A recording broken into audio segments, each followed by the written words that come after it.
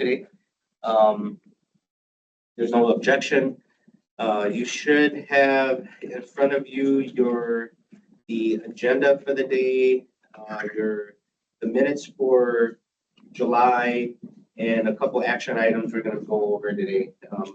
So I'll go ahead and call to order. Approval of the agenda. You can look at it. There should be 6 items on here today. If you if I can get a motion. Motion. Motion, can I get a second? I'll second. Bobby seconds. All in favor, say aye. Aye. Aye. There's any opposed, so we'll go ahead and approve that. Go to approval of the minutes for the July meeting. Some of you were not in that one, but those of you who were, if you can review it and make sure it's to your content on the notes, and if I can get approval for it. I'll make a motion. Kelly, I can get a second. Second. Roy. Get a motion if I can get all in favor, say aye. Aye. Okay. We'll move on to the next topic, which is rules part 6700 0300 action item. So if Alicia, if you can give a quick background, I'm going to try to make this easy so that it won't be hard for us.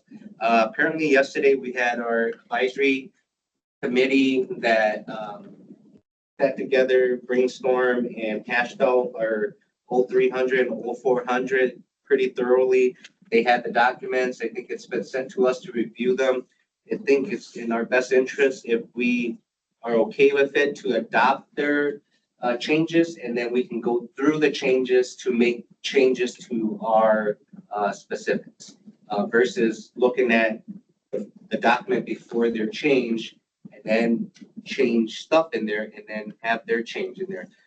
As I looked through it, there were some typo. I think we fixed it. We'll talk through it, but if there's no objection on that, I think that would be probably the best effective way to tackle these 2 documents. So you're asking us to adopt the changes with the provision for discussion before they approve? Yes. Okay, adopt versus approve. Okay. All right, so we got a motion by Tanya to adopt. Oh. Wait, no, yes. to adopt the documents by the advisory board, and then for us to filter through it, make changes if we need to, and then approve it thereafter. Can I get a second? Second. Bobby seconds. Okay, all in favor, say aye. Aye. Aye. Aye. Okay, all right, thank you.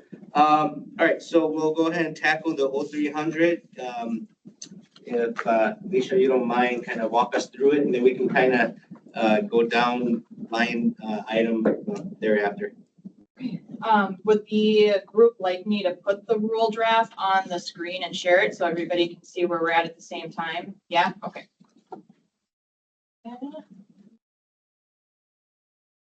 So the orange text in the, yeah. Well. So the orange text are going to be the changes proposed by the advisory group from yesterday. So those then now are adopted and what this group is working off of. If you want to change it or alter it again, you sure can.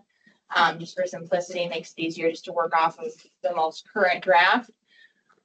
So what we have is 0300, and it's now titled Peace Officer Pre-Service Program.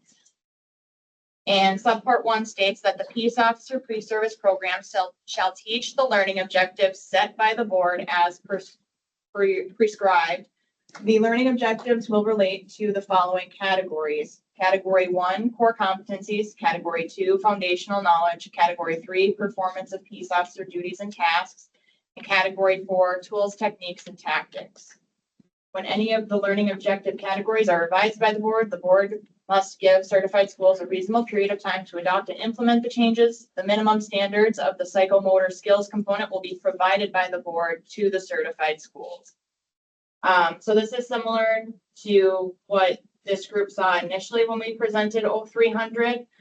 The midsection here, it just condenses the number of topics area listed. This still means that like crisis intervention and all of that is still covered in the learning objectives. It just makes the rule itself more broad, and just covers the like headline of those topic areas.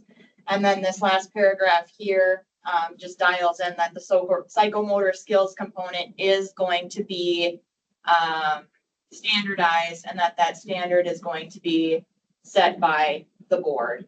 And then I guess whenever you would like, Chair, I can detour and mention the definitions that were added to 01 that isn't before the group today.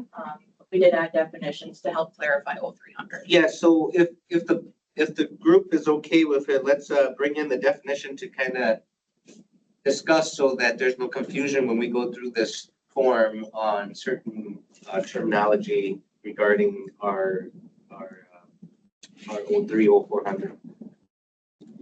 So the advisory group approved these definitions, and what we did to dial in and make 03 and 04 more sense with the guidelines from the board to standardize skills is we added definitions for a primary certified school, which is going to be where a student enrolls and begins the peace officer pre-service program. And then a secondary certified school, which is going to be where a student enrolls to complete the psychomotor skills component if it's different than the primary school. And these definitions were important to ensure that schools are Are you able to bring 100 up? Yeah, I can do that. This was important to make sure that schools are communicating and that we have a distinction when students are using multiple schools to get the pre-service objectives done. And then we have psychomotor skills component, which means categories 3 and 4 of the learning objectives approved by the board. The academic component, which means categories 1 and 2 of the learning objectives approved by the board. And then there's pre-service advisory committee defined, which is covered in subpart 2 of 0300, which we'll get to in a little bit. And then adjunct instructor, which means someone who provides instruction in the peace officer pre-service program, but is not a full-time faculty member, which will be important in, I believe it's going to be subpart 7. Just kidding, 8. So those are the definitions that were added that will help inform 03 and 04. Got a hand up by Director? So I just want to expand on that. The reason, part of the reason we created these definitions is just so to give context.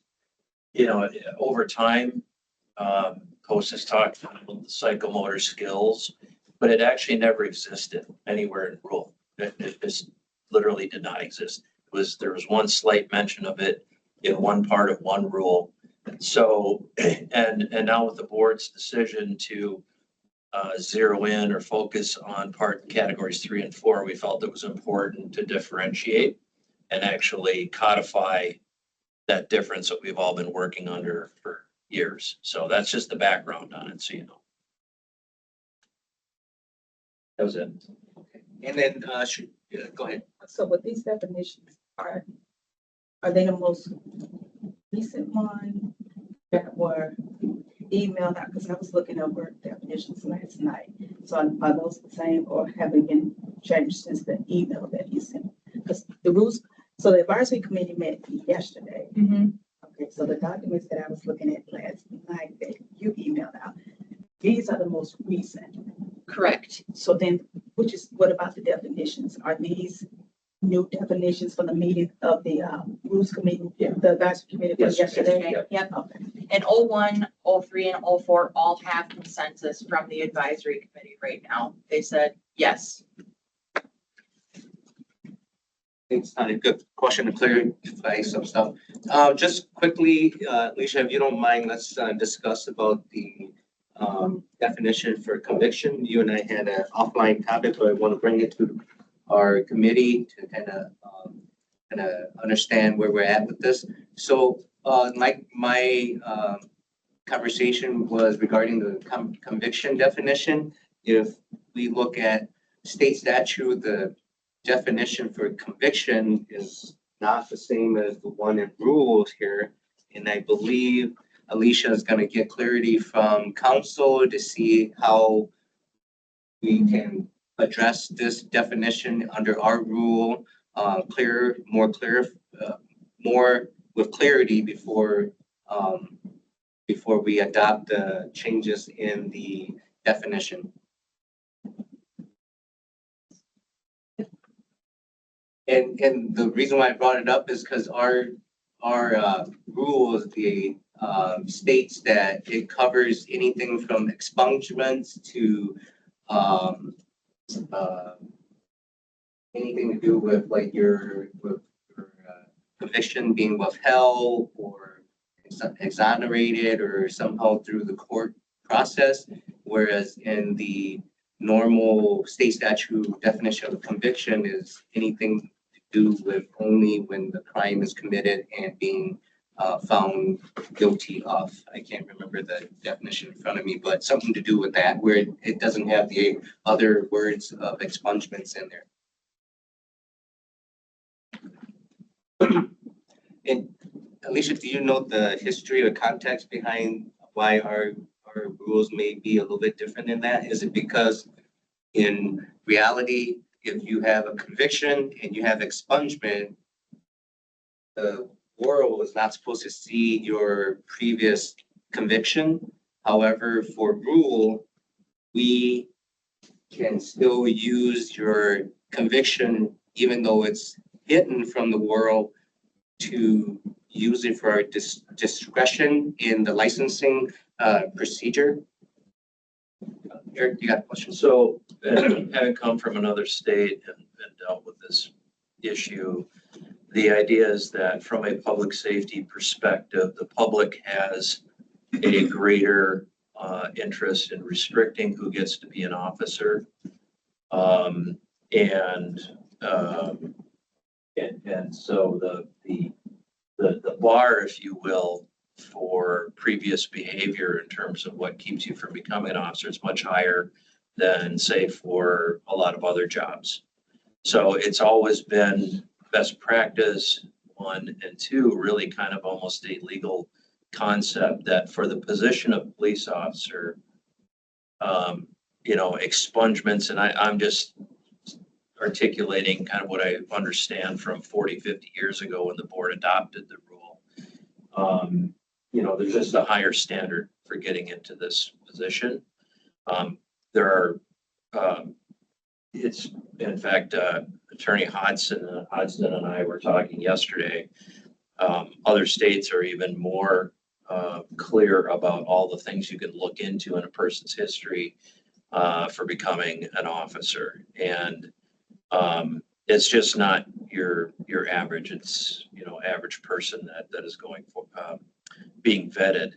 And in part, that is why, and this came from our discussion yesterday within the group with Rick Hodgson. And I had heard this as well from other sources, that there's a move in Minnesota to seal a lot of records and expunge records, and there's all kinds of philosophical reasons why Minnesota is moving that way. But we wanted to make it clear that in the case of hiring a law enforcement officer, which again is longstanding standard, you don't get to do that. You don't get to hide your background. You don't get to hide a conviction. And so that's why we added the language, whether or not the record's been sealed or expunged, to make it perfectly clear that for licensure, agencies have a right to look into it. And the definition of conviction is far more broad than it would be for most people. And there's a public safety interest in doing that. So that's where that comes from. Thanks for giving us a historical context to that. Go ahead, Bobby. And maybe I should know this. Well, first, I just want to say on the expungements, since 2023, there's a whole host of charges and convictions that fall under just automatic expungement. So I'm just curious how, you know, how that would work if somebody falls under that. Second, this question came to me and I probably should know the answer, but where do pardons fall? in this? Pardons are, yeah, a pardon granted by, I think in Minnesota, it's called the Board of Pardons. Right, Um, right. That is the one thing that clears you. That's the one thing is if you get a full pardon, then you're still qualified. That gets rid of your disqualification. But Okay. that is the only thing. Okay, And the other thing, as far as your first part of the question, as to all the different things that fall under like automatic expungement. Again, the idea here is that, yeah, for your average job, that maybe those things happen, but there is a public safety interest in knowing the background of people who want to be peace officers and have that level of authority. And again, I'll just say this fits very well with the board's decision in 2023 to move to an engaged in standard. So you will have people that in court, and we're talking about officer candidates here, that know that, well, if I get a felony conviction, that gets me out of the club. So I'm going to plea bargain, this thing down to a stayed imposition of sentence and all that stuff. So that this is designed to catch that sort of thing, to say, just because you were able to get a good lawyer and plea bargain it down doesn't mean you engaged in right. some very egregious conduct and you should not be an officer. Okay. So, and again, just sorry if I should know this, but what if it falls under the automatic expungement? That all happens prior to them deciding I now want to be a peace officer. If those have already been sealed, then you would have to invoke the mechanism to unseal them. Yes, and I don't know the particulars because I have not done backgrounds here in Minnesota, but my understanding, and this is again based on discussions we had just yesterday, there are ways to get at those sealed records. And typically, I believe it involves the cooperation of the candidate themselves. Saying, Right. yes, we'll look at these sealed records. And if they deny it, well, then that's a whole nother decision point, I think. And Bobby, from my investigation days, I do believe that law enforcement can still get a hold of those records. It's just that you cannot use those records in a capacity to go against them in a criminal view or some other entity. So for our purpose here, the record is they're still there. It can still be seen. It's just that what type of atmosphere can you use it or can't use it? And so for our rule here in that reference, we will be able to use it. Whereas if they're trying to work for target security, target can't see it, or if they see it, they can't use it against the individual. Sure. Would that be the same? The access would be the same if it was a juvenile felony conviction that then met the criteria for expungement?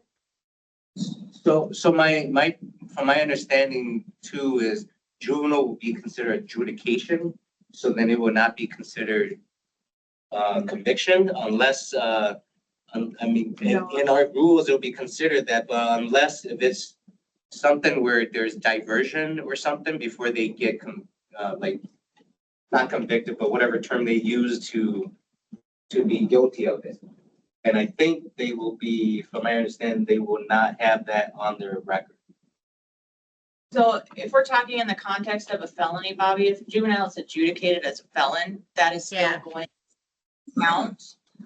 If like, let's say that it's a life prohibition on access to firearms and stuff like that, at that point, then it would be. Katie would probably know better, and if you would like us to, we can flush that out with Katie, or maybe even get a hold of David. But, I think it's gonna depend specifically what the juvenile was adjudicated with. If it is a disqualifier, there is that separation between adult and juvenile stuff. But for sure, if there's a lifetime ban on their ability to possess a firearm, then yes, they would not be able to go into law enforcement because that trumps everything. But if you want us to, we can follow up with David and Katie and get more of a pinned down answer on the juvenile stuff for you. I mean, I would be interested in, I'm just thinking that maybe I'm the only one, but this may come up at the full board. So I don't know. I just think the more, details and certainties we have, the better. But thanks. This helps me.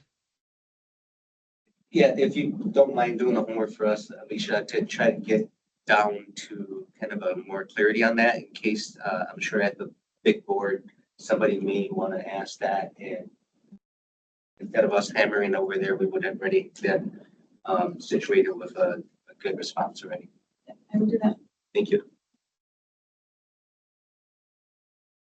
Oh, any other questions regarding the list of definition? If not, just with those definition in mind, we can come back to our 0300 so we can go through it, and if there's some better clarity with some of those terms that were used.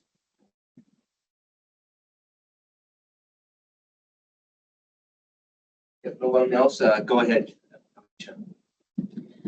So moving on from subpart 1, then we get into the new subpart 2, which addresses the pre-service advisory committee. When we had the focus groups that the board and this group requested us do with law enforcement, PPOE and folks, and then members of the community, it was expressed multiple times that having some kind of committee to help inform the training committee as learning objectives are developed and as the pre-service standardized skills component is drafted. People wanting to be able to participate, have a voice, and contribute was really important. And I would agree that that's important. It promotes transparency, involvement in the process, and then also it helps make sure that the program that the board is developing is going to be where it needs to be, on par with best practices, current standards, those kinds of things.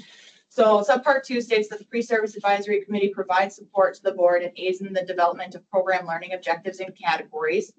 Both the board and the pre-service advisory committee reserve the right to consult with outside individuals who have specialized training and expertise in topics covered by the pre-service program.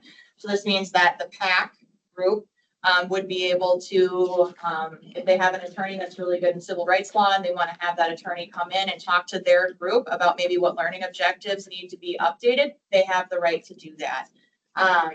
Individuals appointed to the board to serve on the pre-service advisory committee will serve a 4-year term. At the end of the member's term, they may reapply with the board for reappointment. These individuals are appointed by the board unless they resign or something like that. They have 4 years. This is just to make sure that maybe new people are getting a voice on the PAC team, that it's not going to just be the same voices indefinitely. As one advised, like, is this an appointment till death kind of thing? So we just put the 4-year service term in here just to make sure that there are opportunities to cycle people, or to give people, maybe just if they only want to do it for 4 years, then they're done in 4 years and then the board can replace them. So then moving into more of the substance, the pre-service advisory committee shall minimally consist of the following members selected by the board: 2 peace officer pre-service program directors, which is going to be taking over the coordinator. We're going to be calling them directors now within this 0300. 1 must be from a school offering the psychomotor skills component. This is to make sure that there's representation for the academic and the skills side. 2 chiefs of police or a designee, 1 from the Metro and 1 from Greater Minnesota. 2 sheriffs or a designee, 1 from the Metro and 1 from Greater Minnesota. 2 peace officers currently designated as a field training officer or a field training officer supervisor. Again, 1 from the Metro and 1 from Greater Minnesota. 1 defensive tactics instructor, 1 firearms instructor, 1 emergency vehicle operations instructor, Two county attorneys or an assistant county attorney designee, one from the Metro and one from Greater Minnesota. One victim's right advocate, one mental health professional, and two public members, one from the Metro area and one from Greater Minnesota. That is what we have for membership, and since that was a lot, I will pause there for any questions or changes that the group would like. I have one quick one. How did we come up with the 4-year? Is that just more of a reasonable time frame?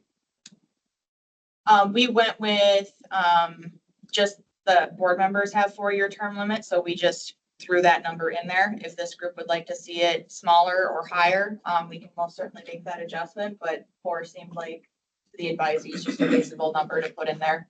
It's a very arbitrary. Yes. You can decide whatever you want. I just want to make sure that our committee here is comfortable with 4 years. I don't have a concern with that, but in case somebody does, maybe 4 is too long or too short or.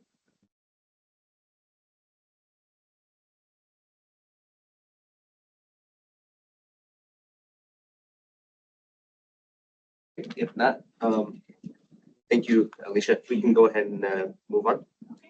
So then B, we wanted to make sure, or the, like, staff and the advisory committee wanted to make sure that if this group was developed, that they had a purpose and that that purpose was ongoing and intentional. So B makes sure that that is indeed what happens with this group. So the pre-service advisory committee must conduct an annual review of the Peace Officer pre-service program and provide a report to the board subcommittee on training by December 1 of each year. They must provide program recommendations to the board as needed and as a result of the annual review. Advise the board of pertinent changes in case law, industry standards, and best practices that affect the program, and complete any other tasks requested by the board within the purview of the committee.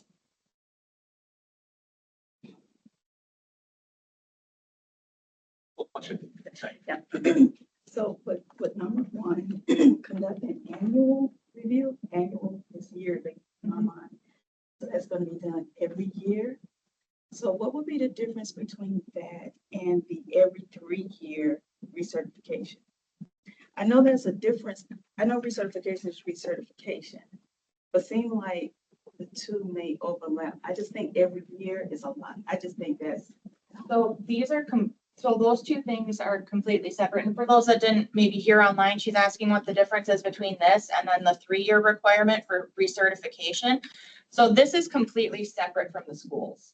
This is essentially saying that stakeholders have a voice. We're giving you a voice on this group to help the training committee and the full board develop the standardized skill program. And not only that, but to help make sure that learning categories 1 through 4 are updated and that they stay updated. And that if there are any concerns from stakeholders or the people on this group, that they have a direct voice and a direct path to access the board to ensure that things are remaining top notch. So this is separate then from the recertification that schools have to go through.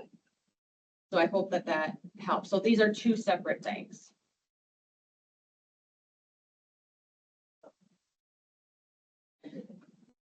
We would have done this, to take away all the other stuff about standardization. We would have probably put this in a rule anyway, based on stakeholders saying, hey, we'd like to say when you review the learning objectives, making sure that, current best practices are being implemented. So it's just an advisory thing for the board, separate from everything else we're doing. So this would be kind of like your advisory rules committee, but only the advisory rules committee is ad hoc and it's developed and changed as the board needs it. So this is saying that this group is going to exist. It's not going to be ad hoc. You will have a yearly report. We're going to make sure that we're increasing legitimacy and trust and transparency through the use of this group and making sure that stakeholders have a direct line to the board to help formulate and keep all learning objectives 1 through 4. Where Current. yeah, current, yeah. Yes, it's more detailed word. Certification is more macro. This is more in the weeds. Yes, this is your weeds group to help the board. Yeah, Got it? yep, alleviate the pressure on you all a little bit and help get, just more heads in the think tank. The good question. Okay, anyone other question? If not, we're gonna move on. Okay, go ahead. Okay, so subpart 3, minimum requirements, this is in rule currently. And this is for all certified schools, and it states that they all shall comply with the minimum requirements in subpart 1 and shall furnish reasonable and necessary proof to the board to verify that the provisions of subpart 1 are being met. Nothing in part 670100 to 1800 precludes the certified school from establishing standards of training above the minimum requirements in subpart 1. So this is giving the schools back the ability to, if they want a DNR flavor in their program, they can still do that. Let's say that the standardized skills program, once it's developed, says that you'll do, I'm throwing a number out there, 10 hours of firearms training. If the skills program says, you know what, we're gonna do 11, and just increase that by an hour, they have that ability to do so. They're still following on the skills side, the minimum standard that the board is now setting. But this just gives that freedom back to the schools a little bit that they had expressed that they would like to have for their programs.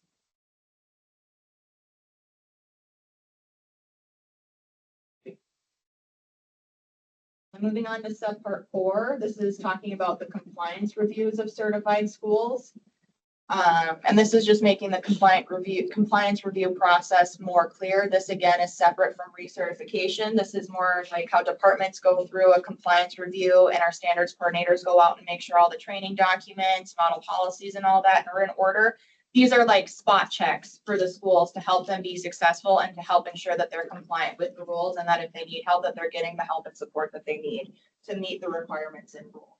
So this states that a school certified and approved by the board to provide the peace officer program shall comply with the requirements prescribed in 0300 and 0400. I think we need to add, provide the peace officer pre-service. Pre-service is missing. Oh, thank you.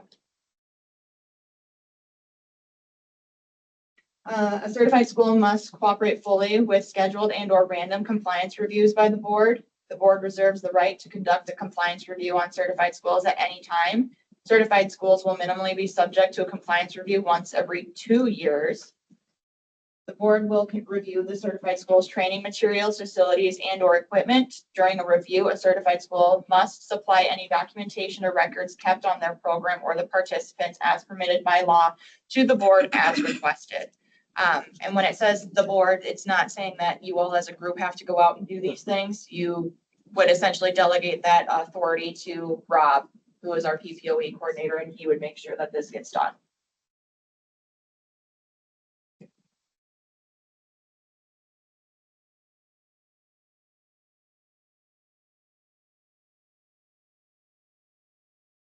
So moving on to subpart 5, this is going to be general applicant enrollment requirements for all certified schools. You'll see in the next part that we dial in and get more specific for skills, but these are just the general entry requirements for any school. And it states that all certified schools must develop enrollment standards for the peace officer pre-service program. The enrollment standards must minimally prohibit students from enrolling in the program if they, 1, pose a credible threat to the health or safety of themselves or others, or have been convicted of any crime listed in as a disqualification from appointment to the position of peace officer under part 6700, 0700, subpart 1, item D. These 1 and 2, they're in rule currently. It's just instead of possess a threat, for a serious threat, it's just credible. So, you know, if they're a minimal threat, you know, that whole thing that was going around, well, if you're a minimal threat, you can get in. We took care of that by just saying if they're a credible threat. And then 2 is in rule currently, just reorganized. Then we get into B, a certified school must deny an applicant entry into the peace officer pre-service program if the applicant is unable, or refuses to comply with the provisions listed in item A. The denial will stand until such time as the applicant comes into compliance with and meets the certified school's enrollment requirements. If an applicant is denied entry into a certified school's program for any reason, the certified school shall inform the applicant of the basis for the denial in writing. And finally, C, prior to enrolling in the peace officer pre-service program, all students must be advised in writing of the minimum selection standards using the advisory form developed by the board. Students shall be advised in writing of the credit transfer agreements, which the certified program has established with upper division institutions in Minnesota. Other than the orange text in here, this is also a current rule.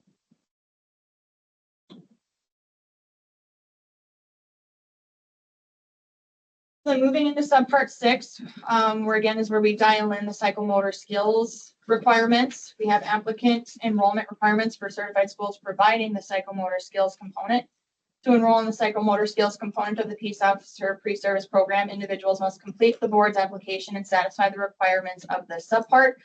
That just means the board, i.e. your staff, will develop a standard application for the schools to use for students trying to get into skills. Right now, the schools have their own application, so we're just going to help them out and make that standardized across the board. The program director of the certified school is delivering the psychomotor skills component is responsible for ensuring applicants meet the requirements described in the subpart before they enroll in the psychomotor skills component of the program. The letters here then, I think it's like A through F, are the same as what this group saw before.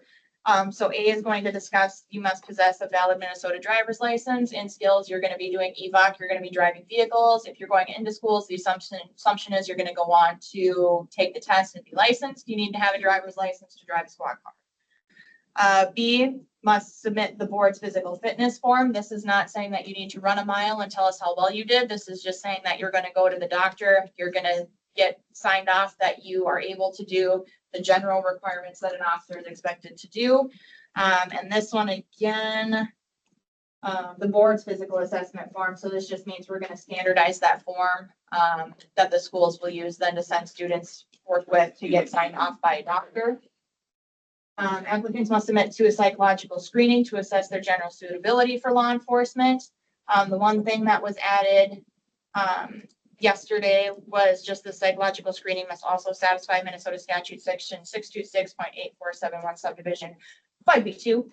This is just a one sentence provision that says that skills schools, when they have the psychological screening done, they need to make sure that students are being assessed for essentially bias, race related biases, and that then needs to be reported back to the schools by the psychologist.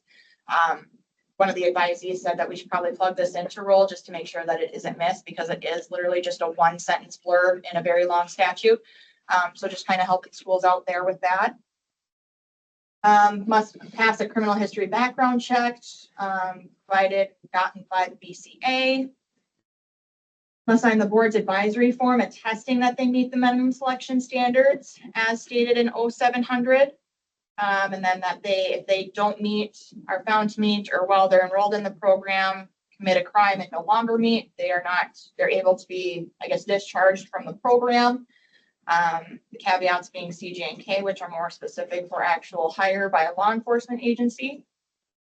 Applicants that are unable or refuse to comply with any of the items above must be denied entry into the Peace Officer Pre-Service Program until which time they come into compliance or meet the requirements.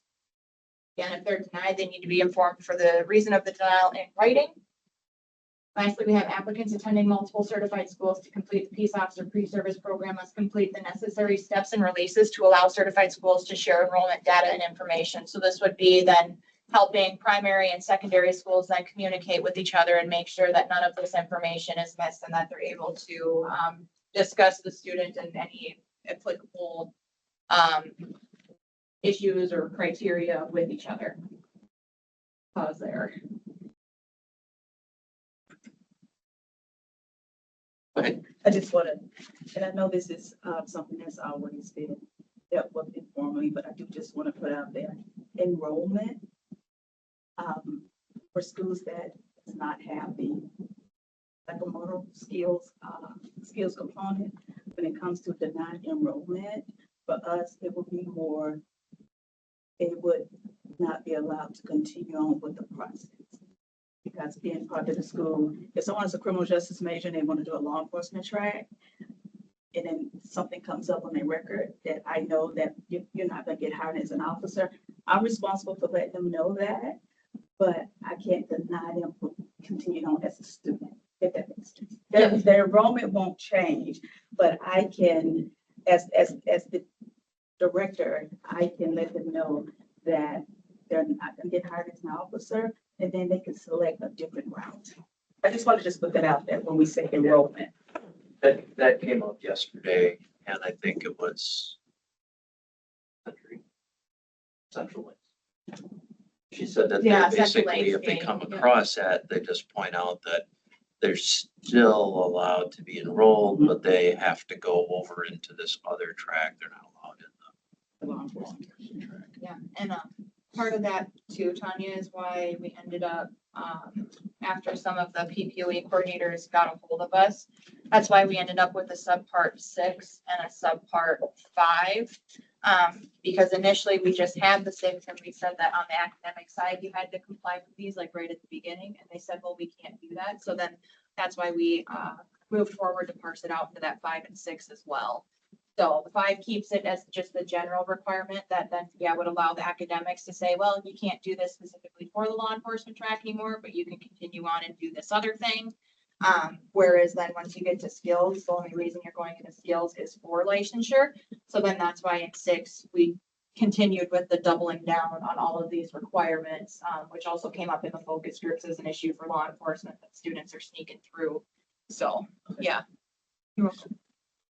So Tanya, just to get a little clarity for myself, so when they're in the track to be a law enforcement officer, or just, they just want to go through the schooling for that. So category 1 and 2, and then it's in 3 that, let's say you discovered this, or school or a mini school may not be able to prevent them from continuing the track. Right, because the school has a general enrollment, and that's university enrollment requirement. So Yeah. once they are enrolled in a student, they pick their major. So the student is a criminal justice major. And they say, I also wish to do law enforcement. Yep. And they're in the department, in the program. But as they're meeting requirements for the criminal justice major, they're gonna also meet the requirements to be an officer. Yes.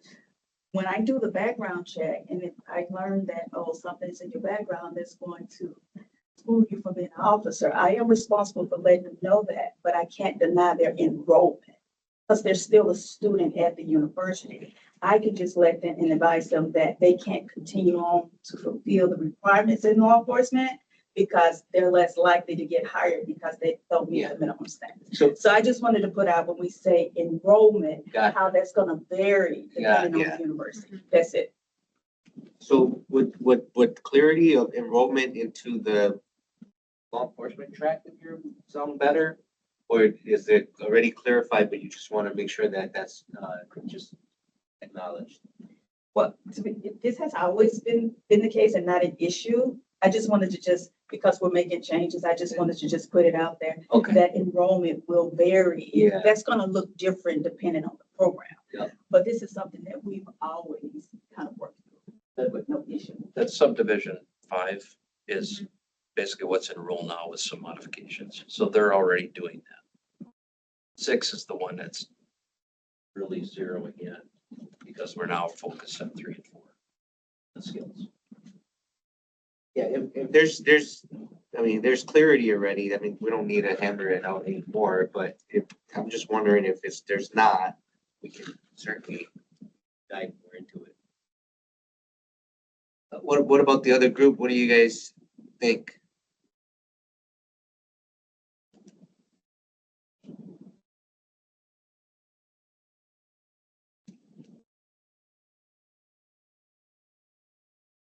So if not, yeah, thank you for bringing that up to our attention, just so that we understand that every school may have a different understanding of what enrollment.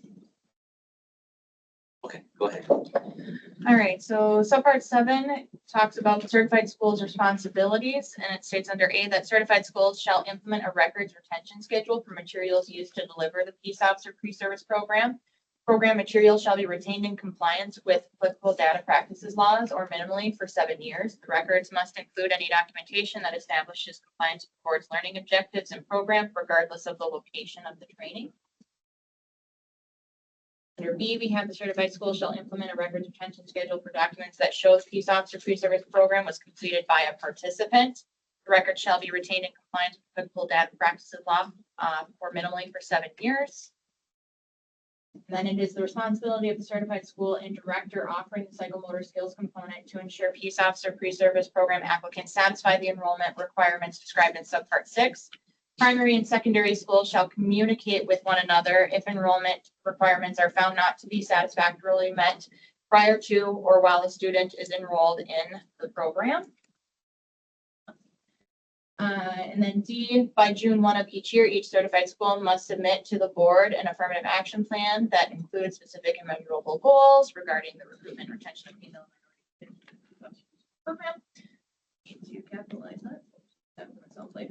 The certified school must also supply the board a report evaluating the effectiveness of the school's affirmative action plan during the previous calendar year. So what this section does is it solves some of the defects that were brought up in the IADLIST report about record retention within the schools, more so for liability standpoints, and just making sure those records are retained for a period of time. And then D here, which initially was cut in the last version that the board saw, we put it back in because there's a requirement in some piece of legislation back from the 90s that say that schools have to do this, and we wanted to make sure that it wasn't missed, since that House file from way back when says that this report needs to be ongoing for the end of all time. So we plugged this back in, but just cleaned up the language to make sure that that isn't missed either on our part of staff or on part of the schools. Yeah, quick question, the June 1st, is that, That's in the House file. Yep. It says in statute.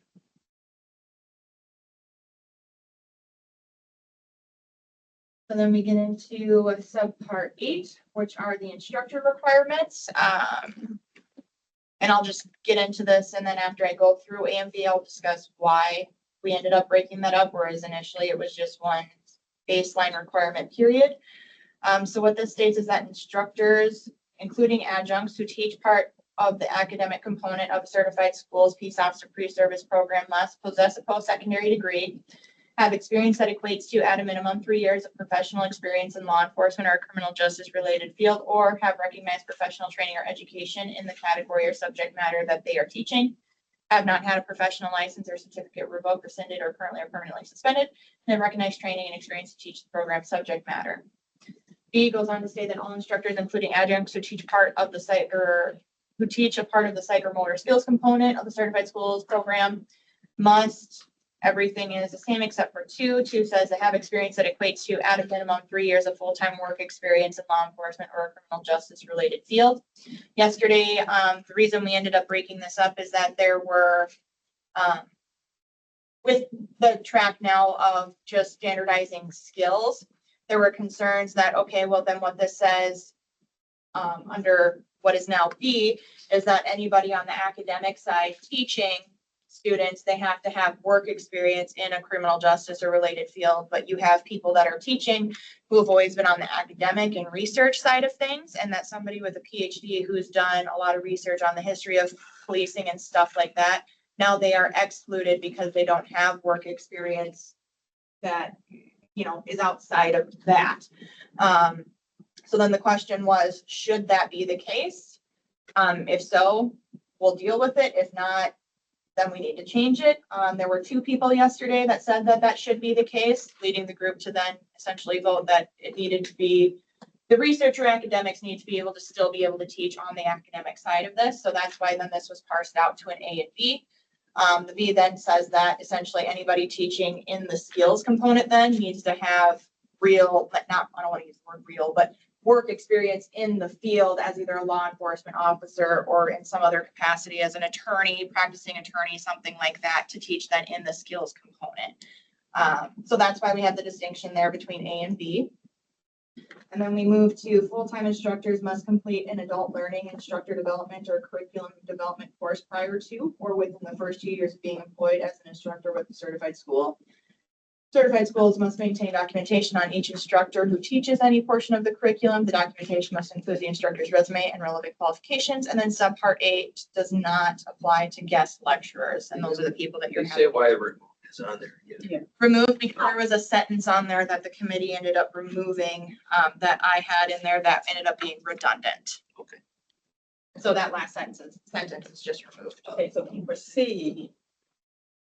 Okay, so C is not being removed. Correct. Okay, then for C, so we're saying full-time instructors for academic component and the psychomotor skills must have adult learning. Okay, that's gonna Correct. be.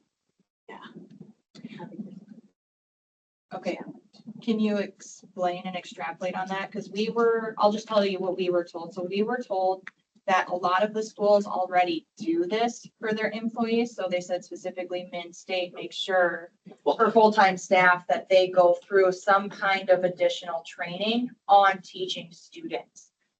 So we were told that this would be doable. It was brought up that, because initially when we have this drafted, it was any instructor, not just full-time, so then your adjuncts, and then we were told that's gonna be a burden, so then we made this more clear to then remove that requirement for adjuncts, and now it's just limited to full-time staff.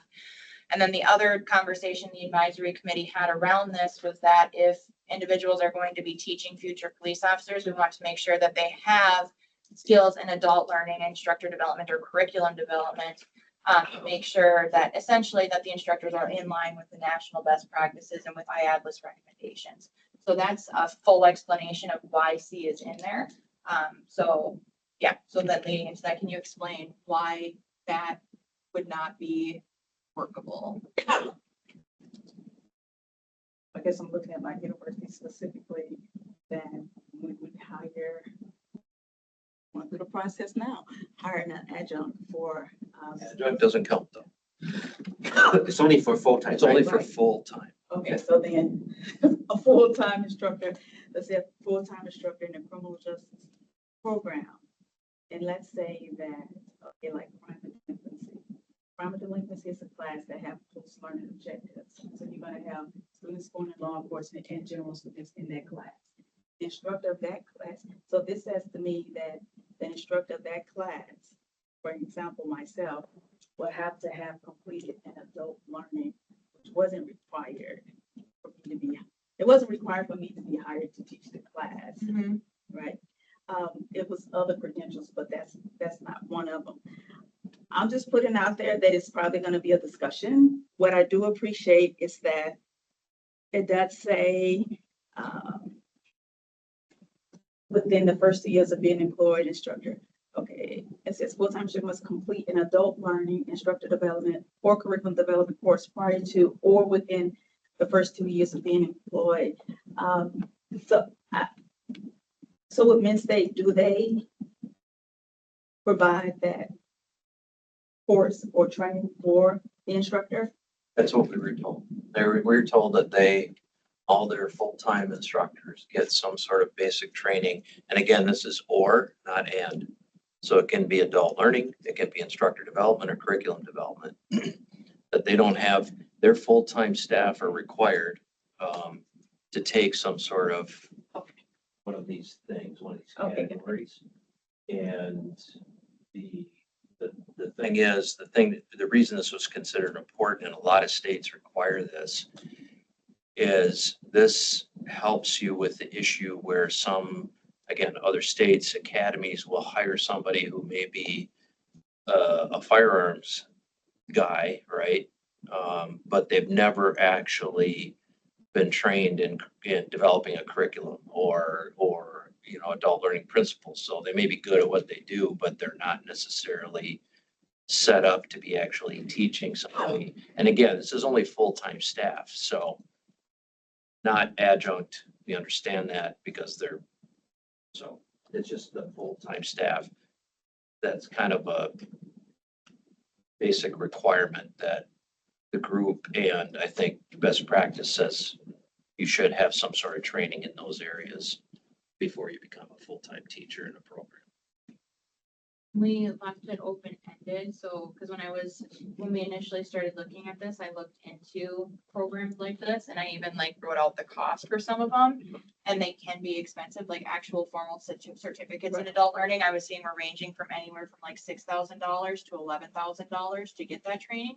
So when we drafted this, then we left this open-ended, so St. Thomas could put on its own instructor development course, and it could be an hour, it could be 2 hours, it could be a week long.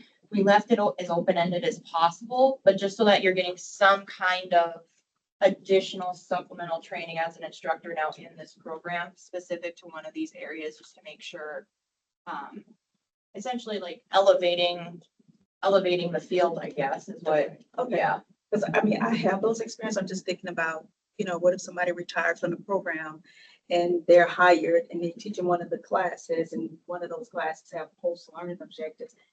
You see how it kind of is a little fuzzy, but I can see how to navigate through that, because we can always recommend like a workshop. Would that be, recommend a workshop? Okay, got it. Yep.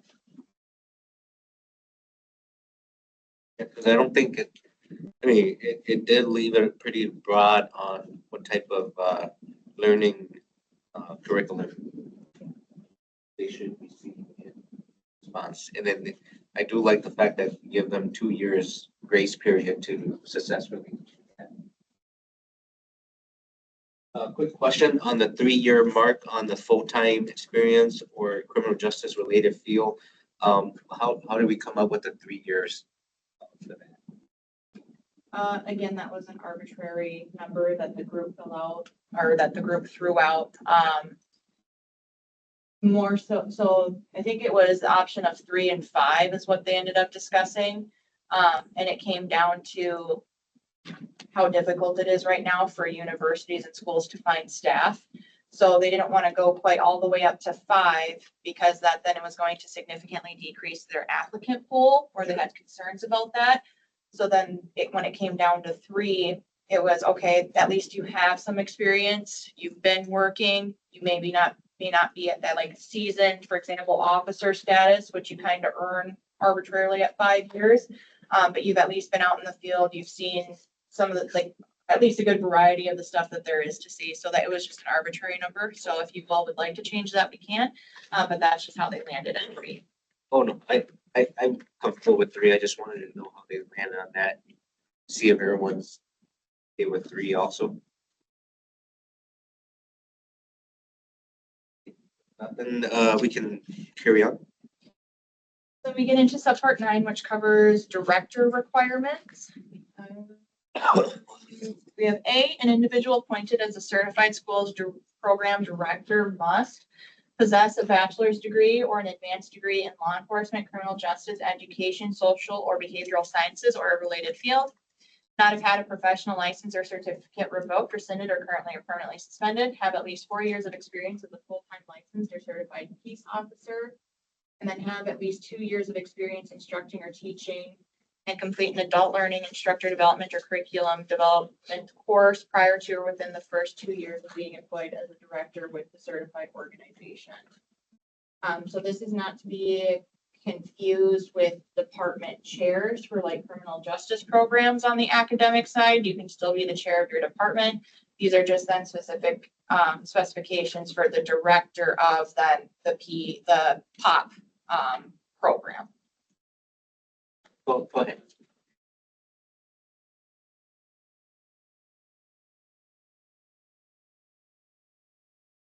Did we go up on the years for that one?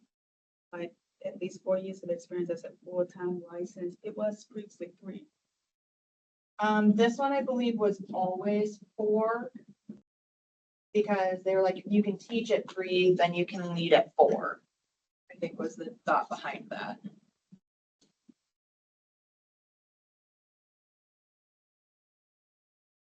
Okay.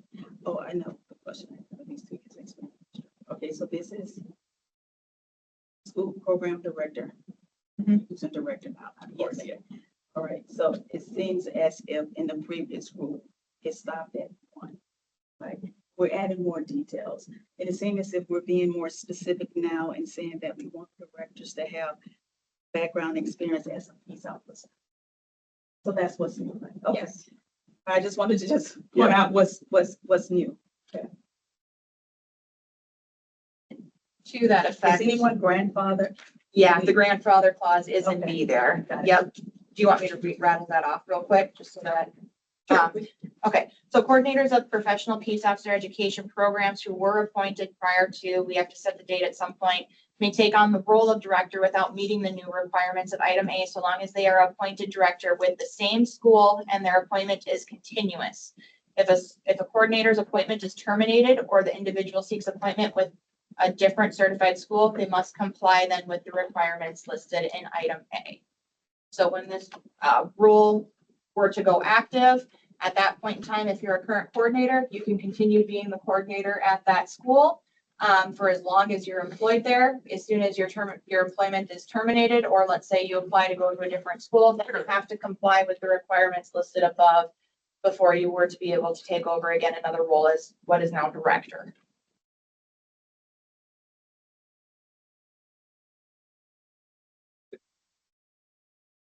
Then we have a director appointment form to the board for review and receive the board's approval before an appointee may take on the official capacity of director.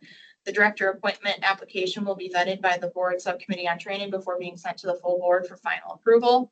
Yes.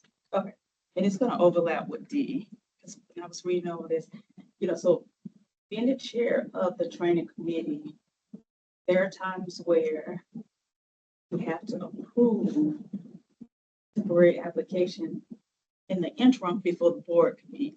So I was wondering if we can at least get that official language in there to where, I like your last sentence on D, and I'm gonna kind of duplicate that. For C, like for the last sentence in C, tell me your thoughts on this. In certain cases, the subcommittee on training may approve a temporary program director with final approval to be confirmed at the next board meeting. Then under D. With D, it says in certain circumstances, the boards may approve, the board, it's still saying the board may approve a temporary, but the committee may need to do it before it can actually get to the board. I catch what you're catching. Sorry. Yep, I get That's it. okay. Yep. And we've had those situations too.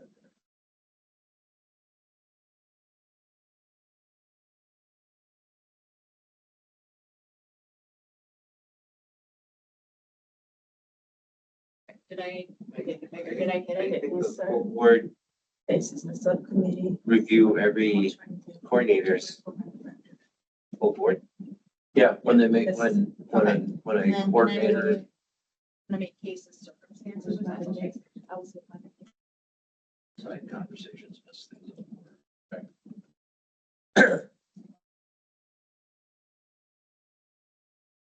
So yeah, when, Can you just repeat Tanya's original question? I heard bits and pieces and I think I'm tracking, but it was really hard to hear the original kind of statement that Tanya made.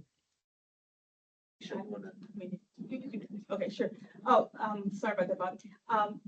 Being the chair of the training committee, there are times where we've had to approve someone in the interim before the next full board meeting to officially approve the person. So I felt like this is a good opportunity to get that language in the rules since we're making changes, just so it can be stated that in some cases, the training committee may need to do that approval before the application can get to the full board next meeting. Yep, got it. That makes sense. Thanks.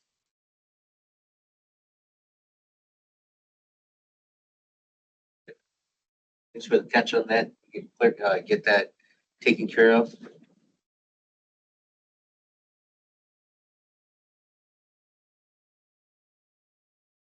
So then we have D, when a certified schools director is no longer assigned to that position, the chief executive officer or designee of the certified school must notify the board as soon as the director's last day of assignment is known.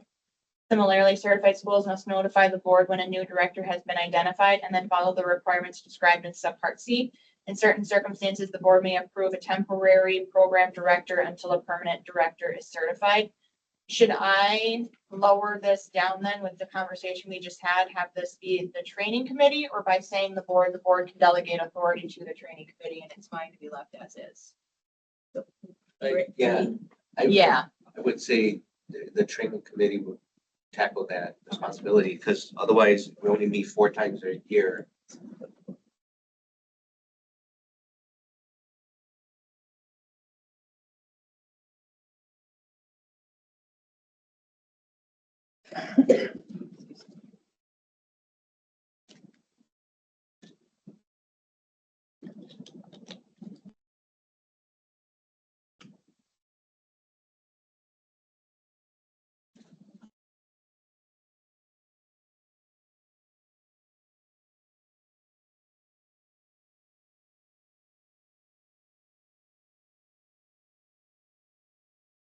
Going on to 10. Anything else, Tanya?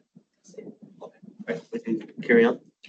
So then in subpart 10, we have safety policies required. Each certified school shall implement a formal written safety policy which incorporates specific rules, procedures, and protocols to ensure the safety of participants and staff, as well as provide safe, humane, and educationally sound learning environment. These are this section is the same as what was presented to this group before. So just there needs to be a process for participants to identify pre-existing injuries with instructors. There's a prohibition against unduly harsh training activities. There need to be options available for mental health support, like students need to be aware of what those options are. Process for written documentation of details associated with any participant injuries that occurred during training. Guidelines, this was changed yesterday to reduce or modify instructional pace and intensity during extreme heat, just to try to clarify that. And then a prohibition against depriving participants of necessary food, water, or protective equipment when engaged in physical or psychomotor skills training.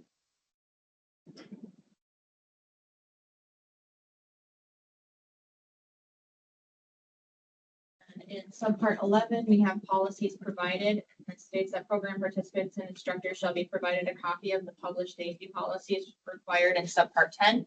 Instructors shall review these policies in a form of a safety briefing with participants prior to any psychomotor skills training. So essentially, a safety briefing needs to happen with students before doing psychomotor skills training things. That concludes all three. Okay, team, pretty long, but we got through the 0300. With this in mind, if you're satisfied with the form, if I can get a motion to adopt our changes to this and moving it forward. I'll make a motion. I'll second. Okay, Kelly? Okay, second. Any discussion? Okay, we got a discussion by Tanya. Stand by. Okay, so this is the part that's a little fuzzy for me because, okay, this is the peace officer pre-service. Okay. How is this connected to the standardization of 3 and 4, which is, I thought that's what the full board wanted staff to start working on. So I just like, how are these two?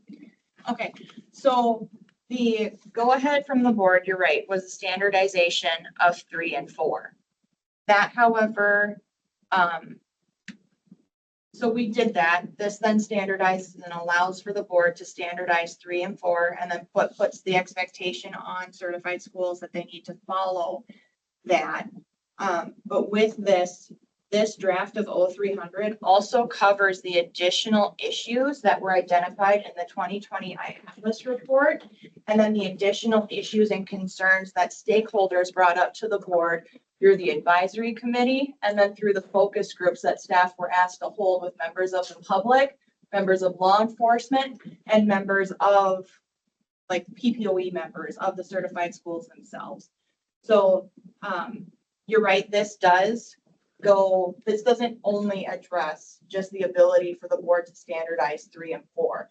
This draft also addresses holes that exist in current rule that need to be patched up because the original rule was last drafted and edited like in the 70s was the last comprehensive review. It brings current practices and standards up to date. It allows for additional flexibility in the board to be the regulatory agency that it is. It addresses the defects in the IATLAS report to the best ability that we can. And then it brings the concerns that law enforcement and other stakeholders have brought up. It addresses those concerns. So that's why there are as many changes in this document that there are. And thank you for that. Yeah. All right, so I think the part that I still want to clarify, I think the part for me that would be helpful is that it seems as if, because this is making changes to the pre-service programs. So it sounds as if this is a project that's more connected to other concerns and gaps and issues, but also aligning with the audit report or something that the board needs to see, but separate from 3 and 4 standardization. I guess, like, how would this, okay, so in other words, if this is approved out of the committee and it goes to the full board for the next meeting, the part that I'm a little fuzzy on is that, how does that connect with 3 and 4? So in other words, for me, it's like a puzzle that needs to be put together. For 3 and 4, it seems like that would be a more clear picture for me in case some of this needs to change. Do you think the standardization of 3 and 4 would affect some of the things that's in this particular document? No, because so the way the rule is drafted is it allows for the standardization, the explicit standardization of 3 and 4, because the rule now states in subpart 1 that the program for 3 and 4, or whatever the standards, the minimum standards of 3 and 4, and how it is taught are going to be set by the board. So then that is where then the program building, which is being taken care of by Katie, Rob, and then we're in the process of getting a contract with Kansas University to start that piece of developing and building the program based on our current learning objectives. Those objectives will be expanded upon. There's been additional job task analysis reviews that have been taking place. So I think where, and correct me if I'm wrong, I think where it's hard to connect is that the development and the standardization of 3 and 4 itself happens not in rule, but it's a process that happens alongside in parallel. But we have to do the rule first to allow for that. Because let's say that this were to go, we have to do the rule first, because if we could get to the administrative law judge, the board could have spent however $100,000 to get this program developed.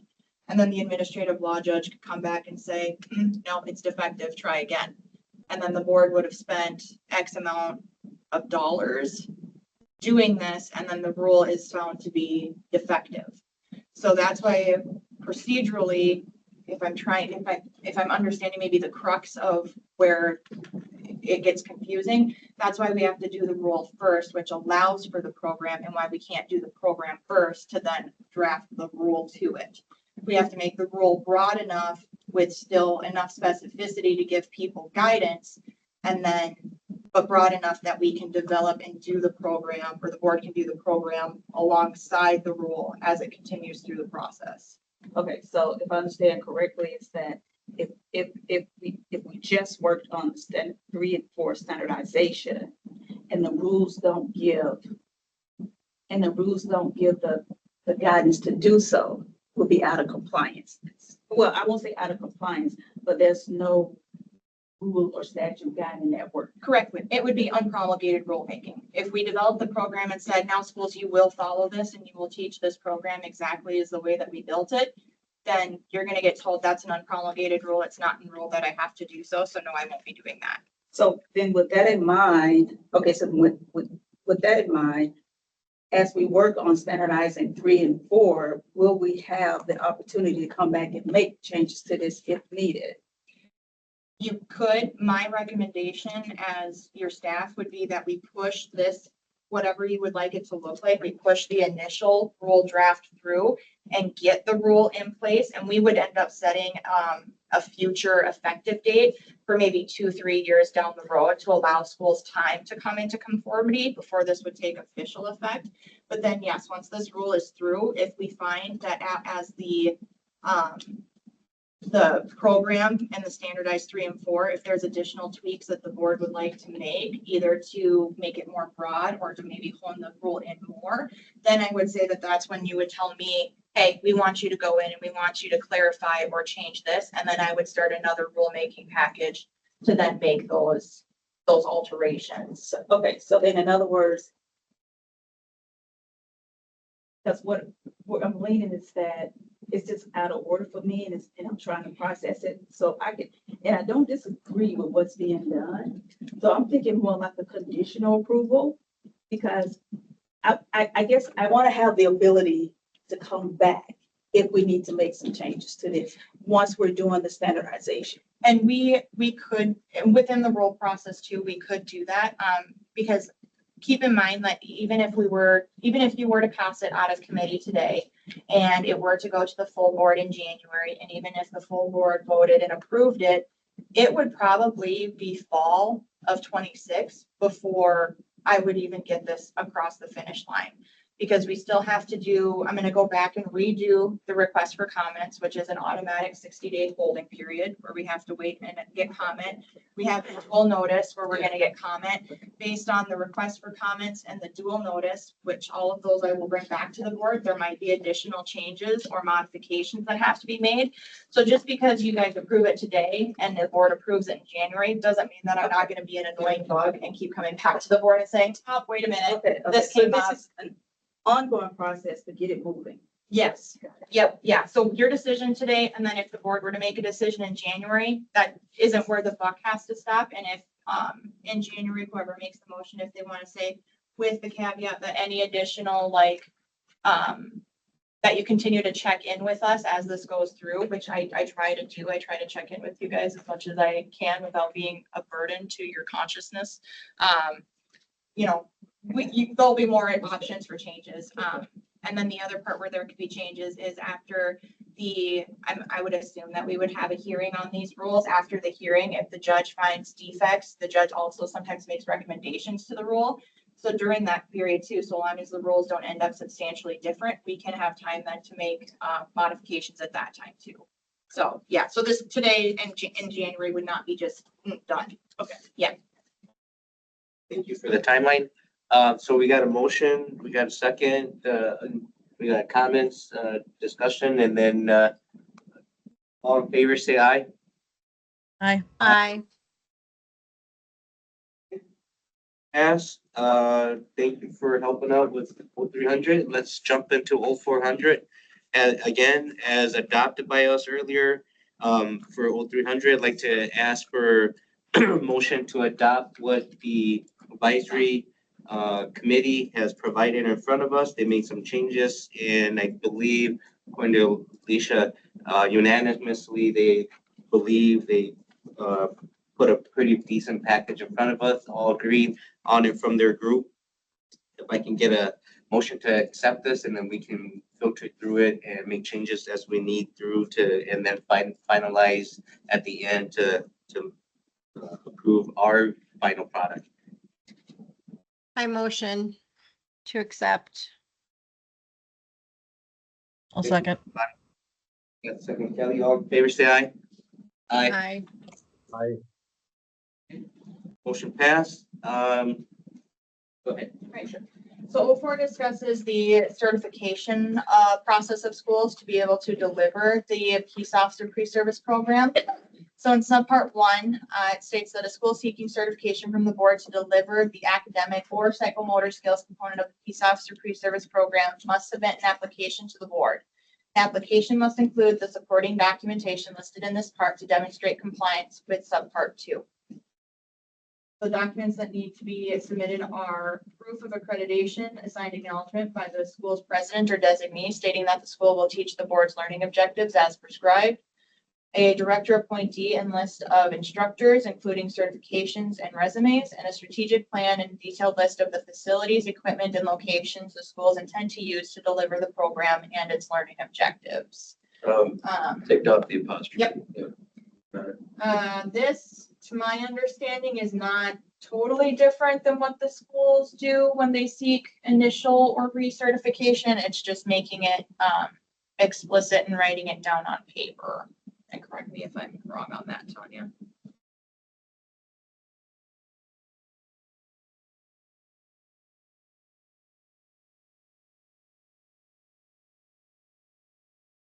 Okay, no comment, no concern. Certification.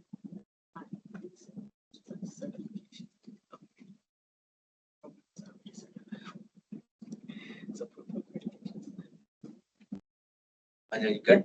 Okay. So part 2 then discusses the minimum requirements for certification. So this would be for all schools. To become certified to deliver the Peace Officer Pre-Service Program, the school must deliver the board approved learning objectives and possess or have access to the appropriate physical facilities and the necessary equipment for training based on the school certification and the components they teach. So for example, the school only teaching the academic portion, they're not gonna have access to an EVOC track. The physical facilities and necessary equipment required for the psychomotor skills component includes, but is not limited to, classrooms, a firearms range, space suitable and defensive tactics training, and an emergency vehicle operations track.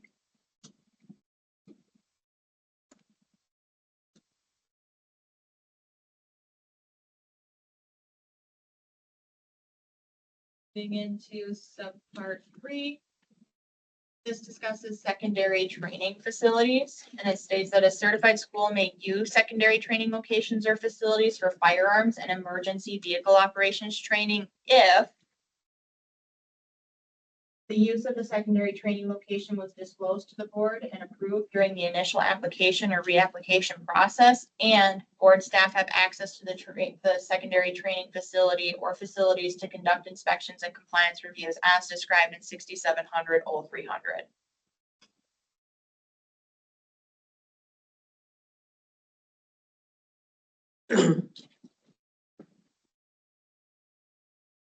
Part 4 application review speaks to the steps that the board will follow to certify a school, and it states that to certify a school to deliver any component of the Peace Officer pre-service program, the board must complete the following steps. Again, this would be your delegates and staff. The board must review the board must review a school's application for certification and all supporting documents to ensure, one, that the school has provided proof of compliance with the program requirements described in 6700 0300 subpart 1, and the school seeking certification has the appropriate equipment and facilities to offer the program component for which the school is seeking certification. The board must conduct a full inspection of the school's amenities, including but not limited to the school's training facilities and equipment as applicable to the school certification request. The board will not approve a school for certification if a full inspection has not been completed.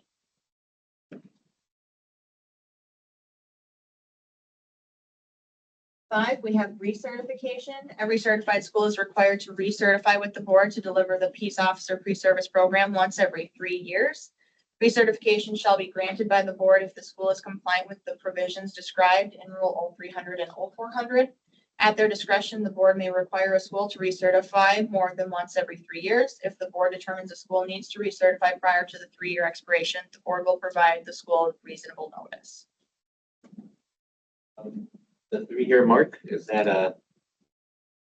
As a recommendation from my Atlas. okay? We typically have done, we had historically done 5. Yep. Now they recommend at least 3. So we Got it.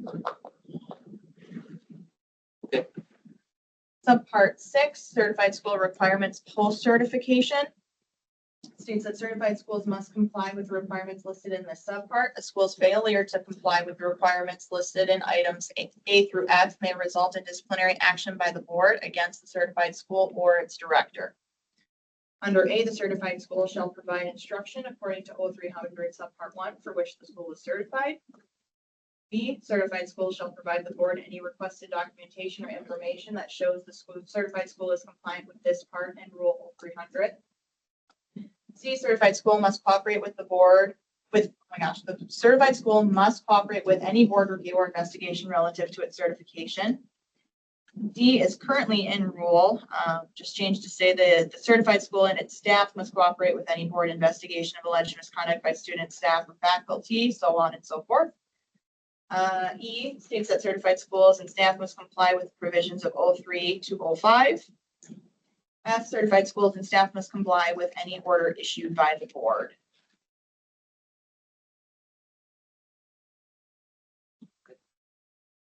Subpart 7, disciplinary action and sanctions. Sanctions that may be imposed upon a certified school or director by the board include, but are not limited to, formal or informal probation for the certified school, or suspension, revocation, or non-renewal of certification of the certified school.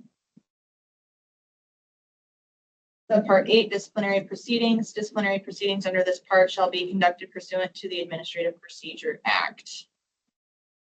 Statute listed, and that concludes all 4. for that.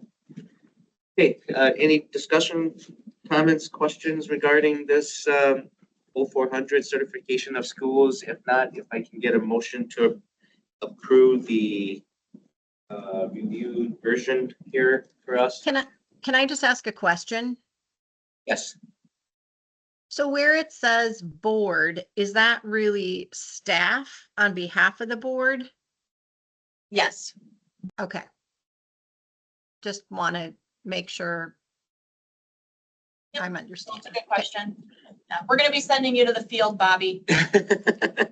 Well, no, I just meant, I'm talking about even the, like, the things that have to be sent to the board and the board has to approve. At least in the 2.5 years or whatever I've been on the board, I don't remember ever seeing anything regarding certification. So I just want to be clear that this is staff on behalf of the board.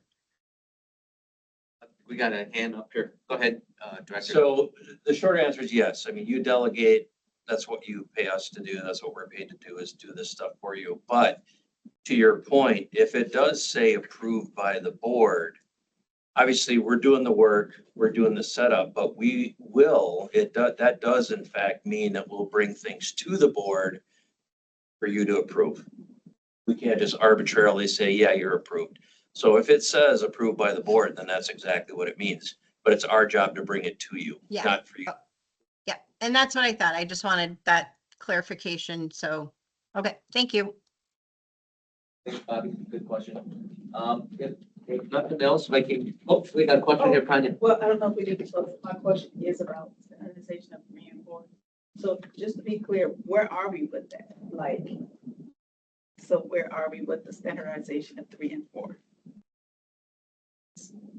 Like in a timeline? Sorry. Eric. The question was, where are we like on a timeline for? Yeah, okay, yeah. Sorry, a little slow on the draw apparently. So where we're at is, now with the passage of this, so 2 things. One, I will be putting out something to all the Cleos and interested parties about telling you exactly what I'm going to tell you here right now. We've among some of the things we've set up to get ready. We've updated the job task analysis, that kind of stuff, a lot of foundational stuff. I have a draft joint powers agreement with the University of Kansas. And they call them the C3BE program. It's the Center for Educational Development, blah, blah, blah. Something along those lines. I should probably know it. So we're in the final stages. They're doing it, they're doing their last review of that JPA. Once that is signed, then of course I'll let the board know, and then we begin the work. Right now, we had it scheduled for November 1st as a start. I suspect it's going to change to December 1st. We're looking at about 2 years, 2-year project. And at that point, then it's going to be a lot of facilitated meetings by them, analysis, building of not only the content of 3 and 4, but also assessment tools that schools can use. Again, building off of all the things we talked about, integration of part 1 and 2 or category 1 and 2 concepts into 3 and 4, that kind of stuff. So that's kind of where we're at. Really the only thing keeping us from starting the engine, hitting the pedal is the approval of the JPA. And that should happen hopefully in the next week or 2. Got it. Thank you. Thank you for giving us the timeline. With that, we got a motion and approve. If I can get all in favor, say aye. Aye. Aye. Aye. Here's approved it. Thank you so much. Who made for Sydney's sake, who made the Bobby motion? and Kelly. Thank you. All right, thank you for that. And then action item, no, there's no more action item. This is just upcoming rules summary. If Alicia can kind of add on that. Yeah, so we have essentially 3 rule chunks left after these 2. It's gonna be 0100 in the definitions before the next meeting, and I'll send out, a survey hopefully by the end of next week, for maybe a meeting at the end of November. Yeah, because we're in October. What we have left is 0100 for definitions. I'll talk with the attorneys about that conviction, definition before then. We have 0401 and then 0500/0600. All of those rule chunks are gonna be in comparison to 03 and 04, relatively small by comparison. So I would imagine that, the next meeting, then we could get through all 3 of those chunks. Good. So Okay, that's where we're at. sounds good. Any other last statements or comments before we adjourn? Thank you, everyone. Thanks for all the work. that Yeah, guys thank you put for all the work into this is a lot, and especially for the advisory group too. To help us out. Thanks again. If I can get a motion to adjourn. I'll move. Bob, thank you. Second. Second. Ellie, all in favor, say aye. Aye. Thank you again, folks. Bye. Bye. Bye. You okay there, Tanya? Yeah, I got about 3 hours of sleep, but I'm